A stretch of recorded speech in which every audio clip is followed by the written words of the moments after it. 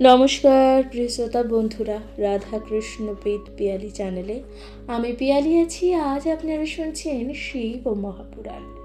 প্রিয় শ্রোতা বন্ধুরা, শিব ও মহাপুরাণে আপনারা শুনবেন মহাদেবের অলৌকিক লীলা তথা মহাদেবকে, দেবাদিদেব মহাদেবকে কিভাবে পুজো করতে হবে, মহাদেবকে কিসে সন্তুষ্ট করতে হবে, দেবাদিদেব মহাদেব কিভাবে সন্তুষ্ট হন, আপনারা সকল কিছু জানতে পারবেন শিব ও মহাপুরাণে। প্রিয় শ্রোতা বন্ধুরা, শিব ও মহাপুরাণে আপনারা নানানবিধ মহাদেবের উপাখ্যান শুনছেন এবং কাহিনী শুনছেন। অবশ্যই শিব ও মহাপুরাণ পাঠ ও শ্রবণের মাধ্যমে জীবনে আসা আগত সকল প্রকারের বাধা বিঘ্ন যা নিরাময় হয়। অবশ্যই শুনতে হবে শিব ও মহাপুরাণ। শিব ও মহাপুরাণ আপনাদের কেমন লাগছে অবশ্যই আপনারা কমেন্টে লিখতে ভুলবেন না। আপনাদের কাছে বিনীত অনুরোধ, ভালো লাগলে পাশে থাকবেন, কমেন্টে লিখতে ভুলবেন না। হর হর মহাদেব। শুনতে থাকুন শিব ও মহাপুরাণ। আজ আপনারা শুনছেন বিভিন্ন উপাখ্যানের মধ্যে 25তম অধ্যায় অর্থাৎ 25তম শ্লোক। কি শুনছেন? রুদ্র সৃষ্টি। শুনতে থাকুন মহাপুরাণ। বিষ্ণুর নাভিপদ্ম ব্রহ্মার সৃষ্টি, আর সেখানেই বাস। অনন্ত শয্যায় ঘুমিয়ে আছেন নারায়ণ। সেই অবস্থায় তার কর্ণমল থেকে সৃষ্টি হলো ভীষণ আকারের দুই অসুর। তাদের নাম হলো মধু আর কৈটভ। ব্রহ্মাকে দেখে তারা করল। ব্রহ্মা ভীত হয়ে নারায়ণকে বললেন, হে বিষ্ণু, এই দুটি অসুর আমাকে মারতে চাইছে। এদেরকে বিনাশ করার শক্তি আমার নেই। আমাকে রক্ষা করার জন্য তুমি এদের নাশ করো। নারায়ণ ব্রহ্মার এমন প্রার্থনায় দুটি পুরুষের সৃষ্টি করলেন। তাদের নাম হলো বিষ্ণু আর জিষ্ণু। জন্ম লাভ করে সেই দুই পুরুষ হাত জোর করে নতজান হয়ে শ্রী হরিকে প্রণাম করে বললেন, প্রভু, আপনি আমাদের সৃষ্টি করেছেন কেন? নারায়ণ ব্রহ্মার এমন প্রার্থনায় দুটি শ্রীহরি বললেন, মধু আর কৈটভ নামে আমি এই দুজন অসুরকে তোমার দুজনকে বধ করবে। শ্রীহরি আজ্ঞা পাওয়া মাত্র বিষ্ণু মধুকে মারবার জন্য তাড়া করলেন, আর জিষ্ণু করলেন কৈটভকে মারতে। এক মহাযুদ্ধ শুরু হলো। বহুক্ষণ চলল সেই যুদ্ধ। অবশেষে বিষ্ণু মধুকে পরাস্ত করে বিনাশ করল। ওদিকে কৈটভ প্রাণ হারালো জিষ্ণুর হাতে। তারপর জগন্নাথ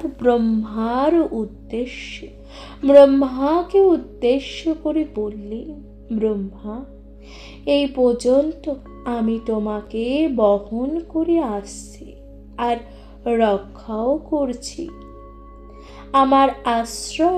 আমার আশ্রয়ে আর কত কাল তুমি থাকবে? তুমি নেমে এসো পদ্ম থেকে।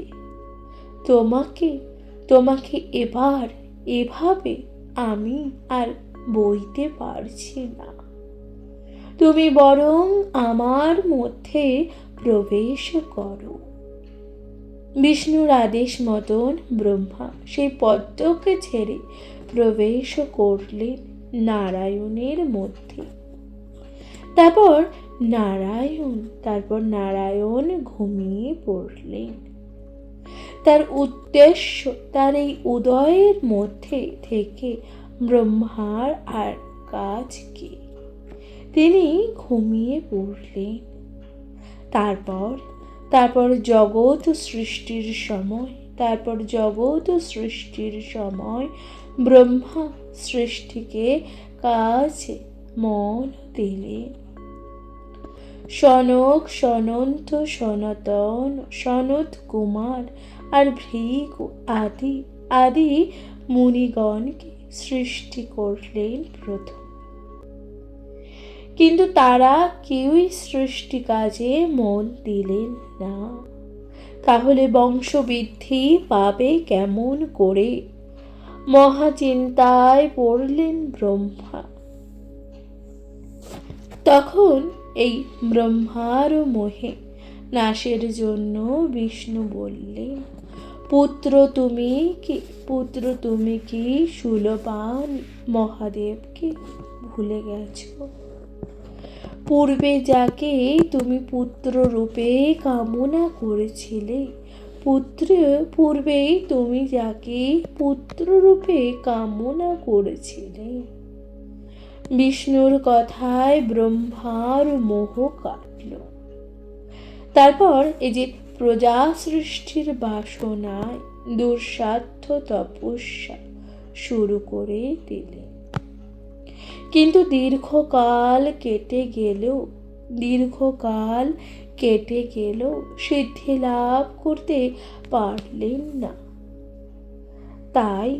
তাই তার মনে খুব দুঃখ।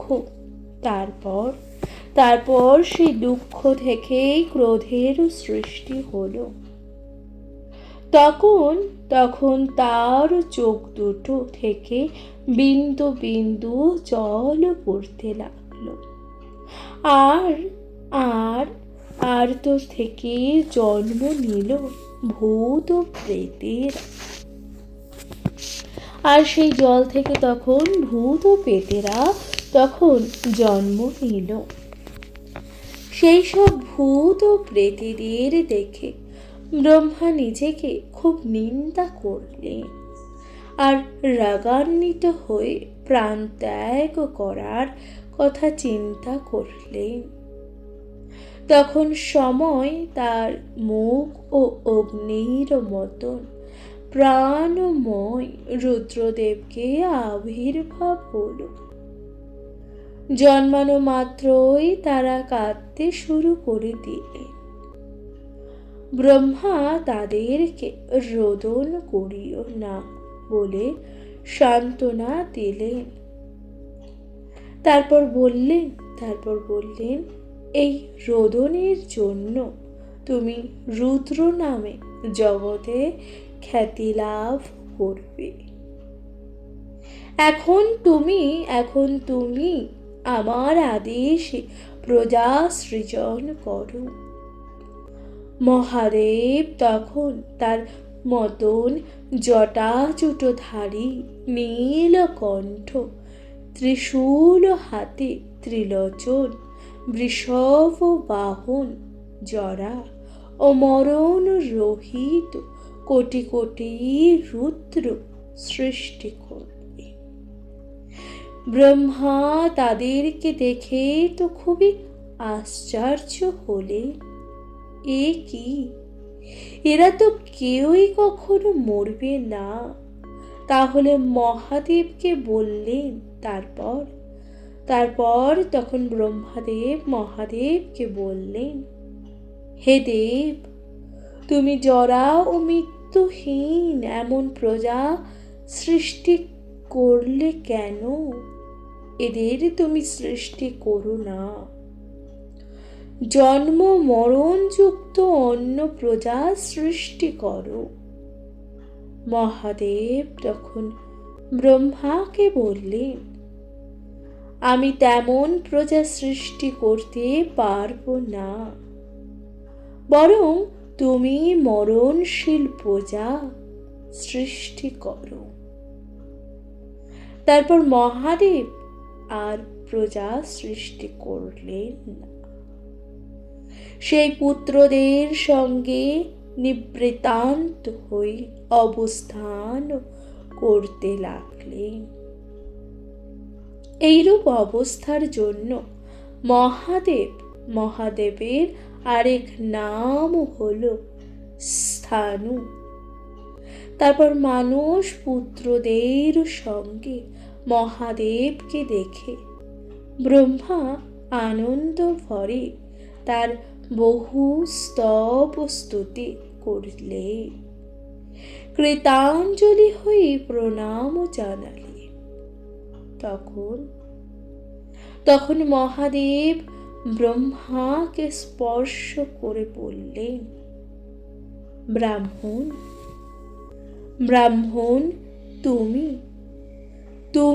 তুমি আমাকে পুত্র রূপে কামনা করেছিলে। এখন তোমার সেই অভিলাষ পূর্ণ হয়েছে। এবার তুমি নানানভাবে জগৎ সৃষ্টি করো। এই কথা বলে মহাদেব তার পুত্রদের সঙ্গে অদৃশ্য হলেন। প্রিয় শ্রোতা বন্ধুরা, তাহলে এখানে সমাপ্ত হলো রুদ্র সৃষ্টি। অর্থাৎ আপনারা জানলেন মহাদেব কিভাবে রুদ্রদের সৃষ্টি করলেন। প্রিয় শ্রোতা বন্ধুরা, শিব ও মহাপুরাণ এই উপাখ্যান আপনাদের কেমন লাগছে অবশ্যই আপনাদের মতামত জানাতে ভুলে যাবেন না, কমেন্টে লিখতে ভুলবেন। হর হর মহাদেব। শুনতে থাকুন মহাপুরাণ। এর পরবর্তী উপাখ্যানে আপনারা শুনতে চলেছেন রাজর্ষি বসুমনার তপস্যার সিদ্ধিলাভ। শুনতে থাকুন মহাপুরাণ, কমেন্টে লিখতে ভুলবেন না। হর হর মহাদেব। নমস্কার প্রিয় শ্রোতা বন্ধুরা, রাধা কৃষ্ণ বেদ পিয়ালি চ্যানেলে আমি পিয়ালি আছি। আজ আপনারা শুনছেন শিব ও মহাপুরাণ। প্রিয় শ্রোতা বন্ধুরা, শিব ও মহাপুরাণে আপনারা বিভিন্ন উপাখ্যান শুনছেন। শিব উপাখ্যান আপনাদের কেমন লাগছে অবশ্যই তা জানাবেন, জানাতে ভুলে যাবেন না। আপনাদের জন্যই সুন্দর করে উপাখ্যান যা পাঠ করে শোনাচ্ছি। শুনতে থাকুন মহাপুরাণ। আজ আপনারা শুনতে চলেছেন রাজর্ষি বসুমনার তপস্যার সিদ্ধিলাভ। শুনতে থাকবেন মহাপুরাণ। রাজা হর্ষশ্বেরের পুত্র ছিল বসুমনা। পরম ধার্মিক তিনি ছিলেন, সুশাসনে রাখলেন প্রজাদের। তিনি ছিলেন সূর্যের উপাসক। সূর্যের বরে তিনি পুত্র লাভ করেন। তার নাম থাকে ত্রিধন্যা।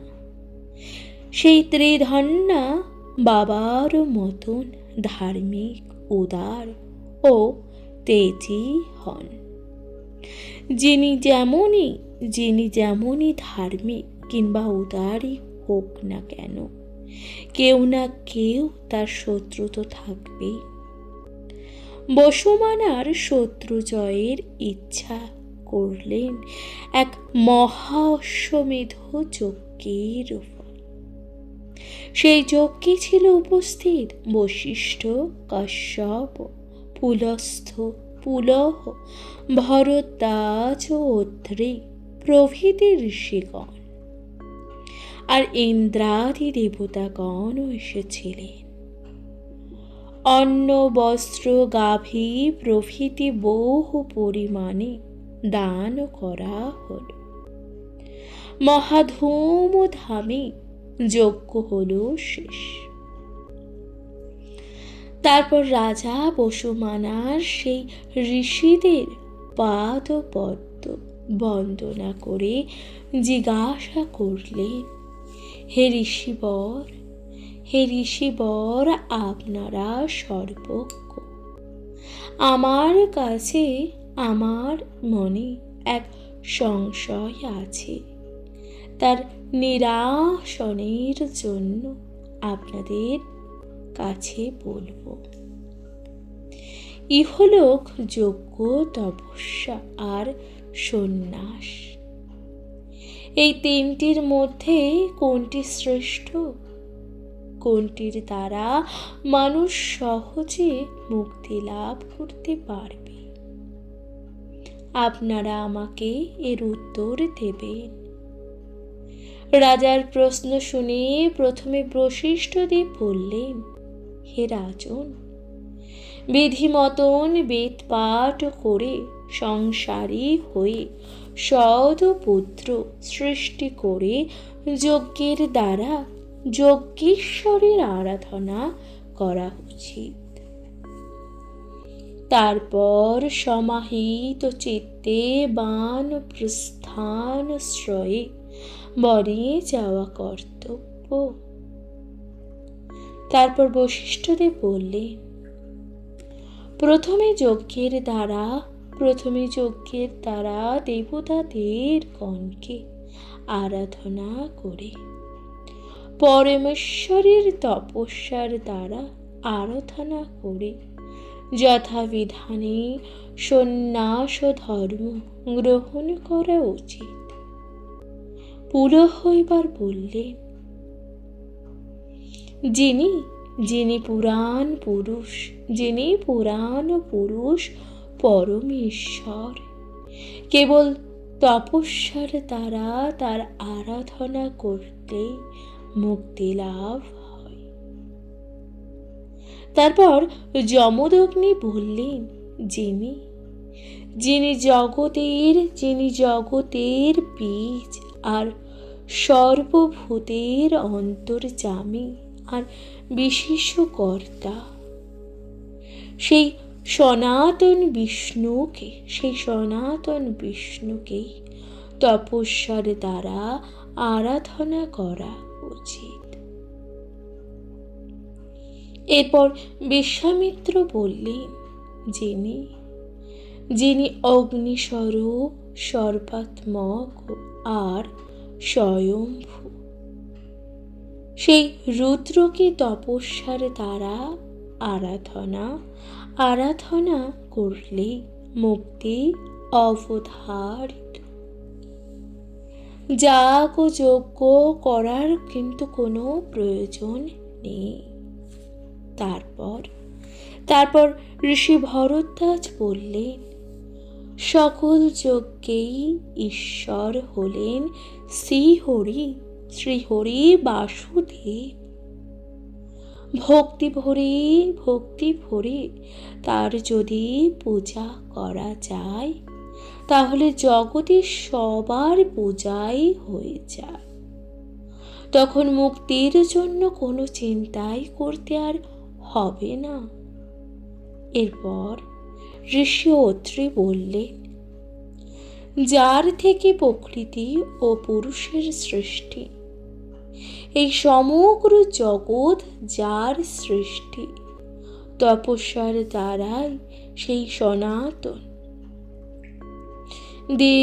দেবকেই পূজা করা উচিত। এরপর প্রজাপতি কাশ্যপ বললেন, যিনি পরমেশ্বর সহস্র নেত্র কর্মসাক্ষী মহাযোগী, তিনি শম্ভু। তপস্যার দ্বারা সেই শম্ভুর আরাধনা করলে তিনি প্রসন্ন হন। শম্ভুর প্রসন্নতায় মুক্তি অনায়াসে লাভ হয়। সবশেষে ত্রুট বললেন, প্রথমত ব্রহ্মচর্য, তারপর সংসারী, তারপর বানপ্রস্থে হয়ে সবশেষে তপশ্চরণের জন্য বনে গমন করা উচিত। তাছাড়া অন্য কোনো ধর্মই শাস্ত্রে নাই, যাতে করে মুক্তি লাভ হতে পারে। রাজর্ষি বসুমানার মন দিয়ে শুনলে সেই সব ঋষিদের উপদেশ। মনে আনন্দ পেলেন খুব। তারপর সমাদরে ঋষিদের পূজা ও দক্ষিণাদি করে বিদায় দিলেন।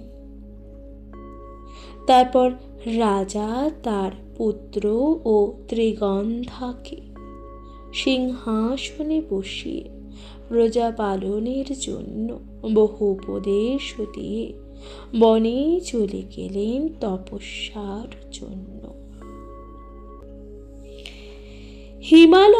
হিমালয়ের শিখরে এক সুন্দর দেবদারু বন আছে। সেখানেই বসে গেলেন তপস্যা করতে। ফলমূল কিছু আহার করলেন। এক মনে গায়ত্রী জপ করতে লাগলেন। কেটে গেল এইভাবে 100 বছর। এরপর সহসা একদিন ব্রহ্মা এলেন তার বর দেবার জন্য। সামনে ব্রহ্মাকে দেখে রাজা আনন্দ ভরে তার চরণে প্রণাম করে বহু স্তব স্তুতি করলেন। তখন ব্রহ্মদেব প্রসন্ন হয়ে বর দিতে চাইলেন রাজাকে। রাজা এবার বললেন, আমি আরো 100 বছর গায়ত্রী মন্ত্র জপ করতে চাই। হে দেব, আপনি আমাকে এই বর দিন যেন আগামী 100 বছরের মধ্যে আমার মৃত্যু না হয়।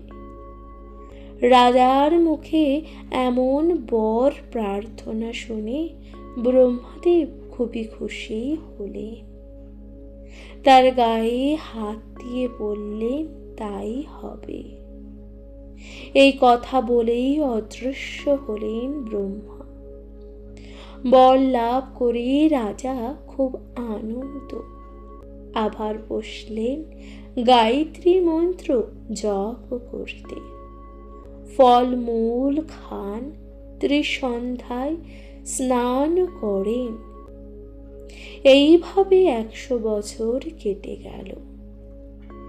একদিন হঠাৎ চারিদিক আলো করে ব্রহ্মা আবার এলেন সেই বসুমানার রাজস্বীর কাছে। ব্রহ্মাকে দেখে আনন্দে বৈদিক মন্ত্রী ও গায়ত্রীর দ্বারা তার স্তব স্তুতি করলেন রাজা। কিন্তু এ কি, হঠাৎ ব্রহ্মার রূপ পাল্টে গেল যে? প্রথমটা তার ধাঁধা মনে হলে পরে দেখলেন সত্যি তো। তার মাথায় জটা, 8 হাত, নীলকণ্ঠ ও 3টি করে চোখ, গলায় রক্ত বর্ণের মালা। নরনারীদের দেহ মহাদেব রূপে আবির্ভূত হলেন। তার দেহ থেকে এক অপূর্ব জ্যোতি বেরিয়ে সমস্ত জগৎকে আলোকিত করছে। রাজা তখন সেই অপূর্ব রূপ থেকে বিস্ময় ও অনুরাগ ভরে গায়ত্রী মন্ত্র উচ্চারণ করে সেই রুদ্রদেবকে প্রণাম ও স্তব করলেন। তখন মহেশ্বর রাজস্বীর প্রতি সন্তুষ্ট হয়ে বললেন, রাজা, তোমার গায়ত্রী জপে আমি খুব সন্তুষ্ট। বলো কি বর চাই তোমার? গায়ত্রী জপ করে বসুমানার এত আনন্দ লাভ করল যে অন্য যে কোনো বর তার কাছে অতি তুচ্ছ। তাই আবার চেয়ে বসলেন, আরও 100 বছর জপ করতে চায়। শিব তখন খুশি হয়ে বললেন, জগতে এমন বর কেউ কখনোই চায় না। তোমার যখন এত আনন্দ গায়ত্রী জপে, তাহলে সেই সঙ্গে সঙ্গে রুদ্রদেবেরও 100 নাম জপ করে যাও। দেখবে আরো কতই না আনন্দ তুমি পাবে। পরমেশ্বর শিব রাজাকে এমন বর দিয়ে সহসা অদৃশ্য হলেন। রাজার কাছে এ যেন বড় আশ্চর্য বোধ হলো। তারপর রাজা গায়ে ভস্ম মেখে, মাথায় জটা ধরে, শান্ত ও সমাহিত চিত্তে শত রুদ্রের মন্ত্র জপ করতে লাগলেন। এইভাবে কেটে গেল আরো 100 বছর। গায়ত্রী ও শতরুদ্র জপ করার পুণ্য ফলে রাজর্ষি বসুমনা পরম পদ লাভ করলেন। পরে মহেশ্বরত্ব পেলেন তিনি। প্রিয় শ্রোতা বন্ধুরা, তাহলে এখানে সমাপ্ত হলো রাজর্ষি বসুমানার তপস্যার সিদ্ধি লাভ এর উপাখ্যান। আপনাদের মহাপুরাণ কেমন লাগছে অবশ্যই আপনাদের মূল্যবান মতামত জানাতে ভুলে যাবেন না, কমেন্টে লিখতে ভুলবেন না। হর হর মহাদেব। এর পরবর্তী উপাখ্যান আপনারা শুনতে চলেছে, কে শ্রেষ্ঠ, বিষ্ণু না মহেশ্বর? শুনতে থাকুন মহাপুরাণ।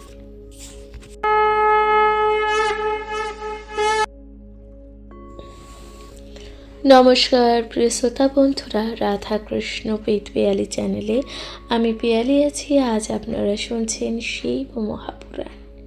প্রিয় শ্রোতা বন্ধুরা, শিব মহাপুরাণে আপনারা বিভিন্ন উপাখ্যান শুনছেন। তার মধ্যে আজ আপনারা শুনবেন, কে শ্রেষ্ঠ, বিষ্ণু না মহেশ্বর? কি বলা আছে পুরাণে? অবশ্যই জানতে হলে শুনতে হবে মহাপুরাণ। শুনতে থাকুন মহাপুরাণ। যদুবংশে অন্ধকের পুত্র ছিল কৃতবীর্য। তার পুত্র ছিল কার্তবীর্যার্জুন। ইনি পরশুরামের হাতে নিহত হন। 1000 হাত ছিল তার। মহাতেজিয়ান অসংখ্য তার পুত্র। তাদের মধ্যে মাত্র 5 জন বাবার মতন সাহসী ও তেজস্বী। তাদের নাম ছিল শূরসেন, কৃষ্ণ, ধৃঞ্জ ও জয়ধ্বজ। শূরসেন, কৃষ্ণ, ধৃঞ্জ এই যে 4 জন বাবার মতন শিবের উপাসক ছিলেন। কিন্তু তাদের ছোট ভাই ছিল জয়ধ্বজ, ছিলেন বিষ্ণুর উপাসক। আর 4 ভাই একসঙ্গে জয়ধ্বজের মাঝে মাঝে তর্কের সৃষ্টি হতো। একদিন 4 ভাই জয়ধ্বজকে বললেন, ভাই জয়ধ্বজ, এ কি তোমার ব্যবহার? আমাদের পিতা ছিলেন শিব ভক্ত, আর তুমি কি না তার ছেলে হয়ে শিব পূজা না করে বিষ্ণু পূজা করছো? এ তোমার উচিত হয়নি। মহাতেজা জয়ধ্বজ উত্তরে বললেন, বিষ্ণু হলেন জগতের পালন কর্তা। পৃথিবীর সকল রাজাই সেই বিষ্ণুর অংশে জন্মেছে, আর রাজারা রাজ্য পালন করেন। তাহলে প্রত্যেক রাজার উচিত বিষ্ণুর আরাধনা করা। জগতের সৃষ্টি, স্থিতি আর প্রলয়ের জন্য স্বয়ম্ভু ভগবানের তিন গুণের দ্বারা তিন মূর্তি সৃষ্টি হয়েছে। সেই তিন গুণ হল সত্য, রজ আর তম।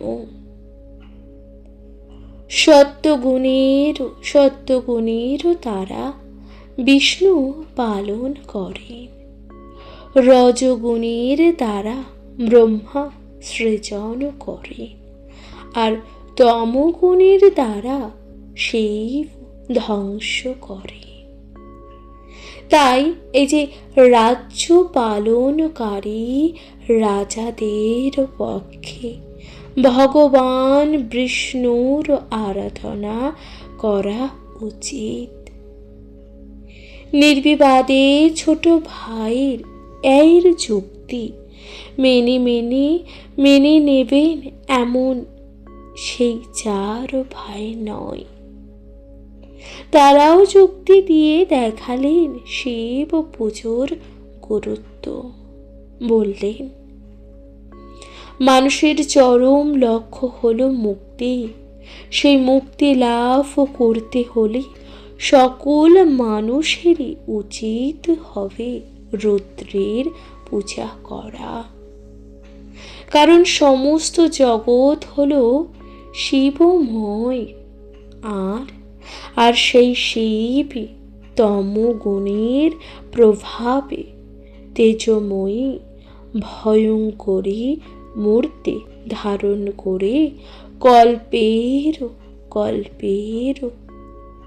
কল্পের যখন শেষ হয় তখন তিনি সকল সংহার করেন।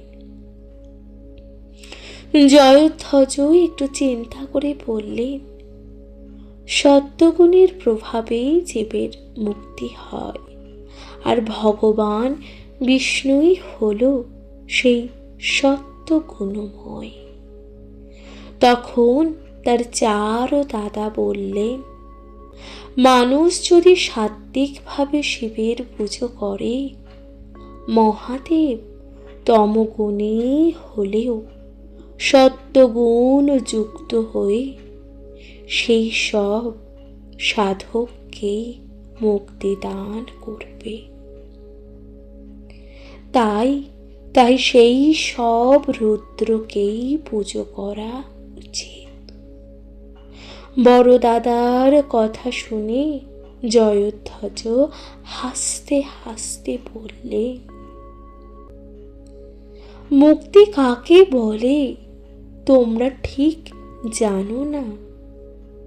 মানবের কেবল স্বধর্মের মুক্তি হয়, তাছাড়া মুক্তি লাভের আর কোনো পথ নাই। আমি অনেক মুনির মুখে শুনেছি, রাজগণের সঙ্গে বৈষ্ণব ভক্তি বা বৈষ্ণবী শক্তি বিরাজ করছে। তাই রাজগণের উচিত সেই বিষ্ণুরই পূজা করা, আর সেটাই হলো পরম ধর্ম। জয়ধ্বজের কথা শুনে কৃষ্ণ বললেন, আমার বাবা যে ধর্মের সাধন করেছেন সেটাই আমাদের স্বধর্ম। এইভাবে পাঁচ ভাই যে যার নিজের পক্ষের সমর্থনে যুক্তি দেখাতে থাকলে শেষে এক বিদায়ের সৃষ্টি হলো। কেউ হার মানতে রাজি নন। তখন শূলসেন সবার উদ্দেশ্যে বললেন, এভাবে তর্ক করে কিছু লাভ হবে না। একটা সমাধানে পৌঁছানো যাবে না। তার চেয়ে এক কাজ করা যাক, আমরা চলো সবাই সপ্তর্ষির কাছে যাই। তারা যে বিষয় যা বলবেন আমরা তা নির্দ্বিধায় তা মেনে নেব। সুরসেনের কথায় সকলে রাজি হলেন। সপ্তর্ষির কাছে গিয়ে জিজ্ঞাসা করলেন, কার উপাসনা শ্রেষ্ঠ? তখন বশিষ্ঠাদি ঋষিগণ সেই 5 ভাইয়ের উদ্দেশ্যে বললেন, হে রাজগণ, যে দেবতা যার অভিপ্রেত সেই দেবতাই তার উপাস্য হবে। আর কার্য বিশেষ তাদের পুজো করলে তারা সকলেই অভীষ্ট দান করে থাকেন। কিন্তু কার্য বিশেষ ছাড়া মানুষের পক্ষে সকল সময় এই নিয়ম প্রযোজ্য নয়। বিষ্ণু আর দেবরাজ ইন্দ্র রাজাদের দেবতা। ব্রাহ্মণ্যগণের উপাস্য হলেন অগ্নি, সূর্য, ব্রহ্মা আর রুদ্র। দেবতাদের উপাস্য হলেন শ্রী বিষ্ণু। দানবগণের উপাস্য হলেন মহাদেব। আর বিদ্যাধরগণের উপাস্য হলেন দেবী সরস্বতী। পার্বতী কিন্নরগণের উপাস্য। রুদ্র ও ব্রহ্মা ঋষিগণের উপাস্য। তাই জয়োধ্বজের পক্ষে বিষ্ণুর অর্জন করাই শ্রেয়। মানুষের পক্ষে অভেদ বুদ্ধিতে রুদ্রের সঙ্গে হরির পূজা করা উচিত। সপ্তর্ষি এমন অভিমত শুনে সেই 5 ভাই তাদের চরণে প্রণাম জানিয়ে খুব খুশি হয়ে নিজেদের প্রাসাদে ফিরে গেলেন। তারপর শত্রু বসে রেখে প্রজা পালন করতে লাগলেন। তারপর কোনো এক সময় এক ভয়ঙ্কর দানব নামাতার বিদেহ শূলো হাতে নিয়ে ভীষণ রবে গর্জন করতে করতে সেই রাজাদের পুরীর দিকে ছুটে আসছে দেখে সকলেই খুব ভয় পেয়ে গেল। যে যেদিকে পারল প্রাণ বাঁচাতে পালিয়ে গেল। কেউ কেউ আবার পালাতে গিয়ে পড়ে গেল পথে। জ্ঞান হারালো কতক, আবার কয়েকজন মারাও গেল। শুলাদি 5 ভাই খবর পেয়ে ছুটে গেলেন অস্ত্র শস্ত্র নিয়ে। ছুঁড়ে মারলেন সেই সব অস্ত্র দানবের দিকে। সেই মহাবীর্যবান সেই দানব একমাত্র শূলের দ্বারা ভেঙে ফেলল সব অস্ত্র। শূল মারল রৌপাস্ত্র, শূল সেন বারণাস্ত্র, কৃষ্ণ প্রজাপত্য অস্ত্র। ধৃষ্ণ বায়ব্য অস্ত্র আর জয়োধ্বজ ছুঁড়ে মারলেন আগ্নেয়াস্ত্র। সব অবস্থা রুখে দিল দানব। তখন কৃষ্ণ একটা মহাগদা দিয়ে দানবের দিকে ছুঁড়ে মেরে আনন্দ প্রকাশ করতে লাগলেন। ভাবলেন, এবার বুঝি দানব মরল। কিন্তু না, দানবের পাষাণ সামান বুকে গদা লেগে গদাটি ভেঙে পড়ে গেল মাটিতে। দানব একটু নড়ল না। এই দৃশ্য দেখে পাঁচ ভাই খুব আশ্চর্য বোধ করলেন। এ কি, এমন গদার আঘাত সহ্য করতে পারে না সে দানব? সে তো সে নয়। ভয়ে পালিয়ে গেলেন তারা। কিন্তু জয়ধ্বজ ভয় পাওয়ার লোক নয়। স্মরণ করলেন তার উপাস্য জগৎপতি শ্রী বিষ্ণুকে। সহসা সেখানে ভগবান বিষ্ণুর সুদর্শন চক্র রাজা জয়ধ্বজের কাছে এসে গেল। রাজা বিষ্ণুকে স্মরণ করে সেই চক্র নিয়ে দানবের দিকে ছুঁড়ে মারলেন। সঙ্গে সঙ্গে সেই চক্রে অসুরের গলা কেটে মাটিতে ফেলে দিল। তারপর মূলচ্ছেদ তরুণের মতন তার বিশাল দেহটাও পড়ে গেল মাটিতে।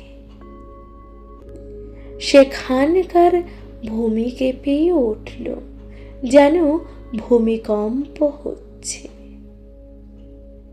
মনের আনন্দে পাঁচ ভাই ফিরে গেলেন নিজের প্রাসাদে।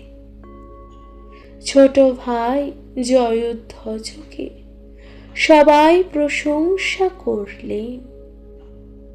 মহামুনি বিশ্বামিত্রা এ বিদেহ দানবকে নিধন বার্তা শোনালেন।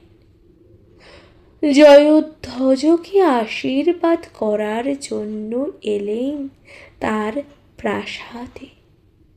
জয়ধ্বজ সেই মুনিবরকে সুন্দর আসনে বসিয়ে তার যথাবিহিত পূজা করলেন। তারপর বললেন, হে ভগবান, আমি আপনার প্রাসাদে ভয়ঙ্কর দানব বিদেহকে বিনাশ করতে পেরেছি। আপনার বাক্যই আমার সকল সন্দেহ দূর হওয়ায় বিষ্ণুর শরণ নিয়েছিলাম। তাই তিনি আমার প্রতি প্রসন্ন হয়ে সুদর্শন চক্রকে পাঠিয়ে দিয়েছে। হে সুব্রত, সেই ভগবান বিষ্ণুর স্বরূপ কি, আমাকে তা বলুন। কি রূপে তার আরাধনা করব তাও বলুন। তখন বিশ্বামিত্র তাকে বললেন, যার হতে সকল জীব সৃষ্টি হয়েছে, সকল পদার্থই তার আশ্রয়ে রয়েছে, তিনি সর্বভূতাত্মা বিষ্ণু। তাকে অবলম্বন করলেই মানব মুক্তি লাভ করতে পারবে। যিনি ব্রহ্ম অপেক্ষায় শ্রেষ্ঠ, পরমানন্দ, নৃত্যদের নিত্যানন্দ ও নিরঞ্জন, তিনি নারায়ণ। তিনি বিশ্বাত্মা, যোগাত্মা ও বাসুদেব। স্বয়ং ব্রহ্মা ও পরমেশ্বর রুদ্র তারই অংশ। রুদ্রের পরম মূর্তি জেনে তার পুজো করা উচিত। এইভাবে উপদেশ করে বিশ্বামিত্র মুনি তার নিজেরও আশ্রমে চলে গেলেন। আর সুরাধি চার ভাই নিষ্কাম ভাবে অব্যয় মহেশ্বর রুদ্রের আরাধনা করলেন। ধর্মপরায়ণ বশিষ্ঠ মুনি, রুদ্রপরায়ণ গৌতম মুনি, আগস্ত্য ও অত্রি মুনি তাদের দ্বারাই যজ্ঞ করালেন। আর মহামুনি বিশ্বামিত্র জয়োধ্বজ রাজাকে ভগবান বাসুদেবের যজ্ঞ করালেন। তারপর জয়োধ্বজ শ্রীহরিকে রুদ্রের পরম মূর্তি জ্ঞান করে মহাসমাদরে তার পূজা করলেন। তার সেই যজ্ঞ ভগবান যজ্ঞেশ্বরের হরি স্বয়ং আবির্ভূত হয়েছিলেন। সেই যজ্ঞে উপস্থিত সকল লোকই সেই ভগবান শ্রীহরিকে দর্শন করে আচার্যাত্মিক হয়েছিলেন। শিব হরি উভয়ের পরিপূরক, উভয়ই সমান। প্রিয় শ্রোতা বন্ধুরা, তাহলে এখানেই সমাপ্ত হলো কে শ্রেষ্ঠ, বিষ্ণু না মহেশ্বর, এই উপাখ্যান। অর্থাৎ আপনারা জানলেন যে শ্রীহরি এবং স্বয়ং মহাদেব একে অপরের পরিপূরক, দুজনেই দুজনের সমান পরিপূরক, অর্থাৎ দুজনেই সমান, এই কথাই বলা হলো। প্রিয় শ্রোতা বন্ধুরা, মহাপুরাণ পাঠ আপনাদের কেমন লাগছে অবশ্যই আপনাদের গুরুত্বপূর্ণ মতামত জানাতে ভুলে যাবেন না। চ্যানেলে প্রথমবার শুনে থাকলে অবশ্যই পাশে থাকবেন। নিজের কাছের মানুষ, প্রিয়জন সকলকে কমেন্টে লিখতে ভুলে যাবেন না। হর হর মহাদেব। আজকের মতো জানাচ্ছি এখানে বিদায়। ভালো থাকবেন, সুস্থ থাকবেন, শুনতে থাকবেন মহাপুরাণ। নমস্কার।